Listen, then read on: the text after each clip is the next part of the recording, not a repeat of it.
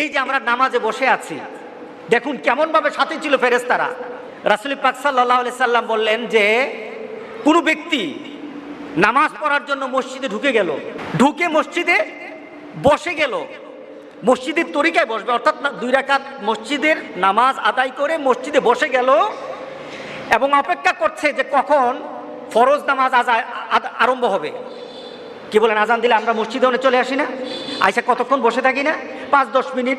কেউ হয়তো আজানের সাথে সাথে আসে, কেউ আজানের একটু পরে আসে, কেউ জামাত আরম্ভ হবে ওই মুহূর্তে আসে।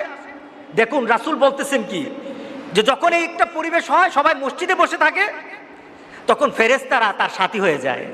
ফেরেশতারা কি করে? আল্লাহর কাছে বলতে পারে, আল্লাহ তাকে তুমি মাফ করে দাও। যার পাশে বসা প্রত্যেকটি ব্যক্তির সাথে তখন ফেরেশতা বসে আল্লাহর দরবার কি চায়? মাগফিরাত চায়। কার মাগফিরাত চায়?